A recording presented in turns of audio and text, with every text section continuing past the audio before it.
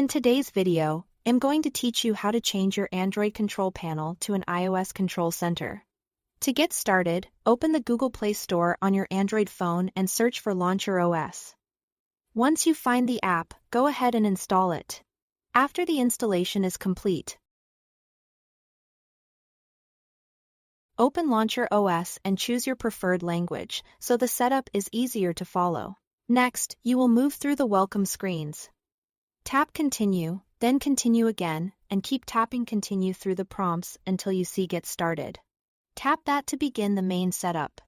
At this stage, the app may ask for a few permissions so it can properly recreate the iOS-style experience on your Android device.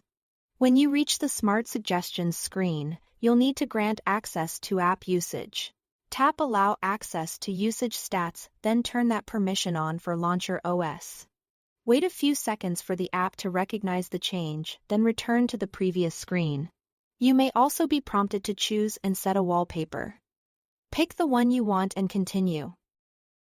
If you see an option in the top right corner that says Continue with Ads, tap that, then tap Get Started. This will take you into the main Launcher environment. From there, open the Launcher OS settings. Inside the Settings menu, go to the Functions tab and tap Control Center. Now enable the Control Center feature. This is the key setting that allows the app to create the iOS-style panel you want. The app will likely request additional permissions. First, allow display over other apps for Launcher OS.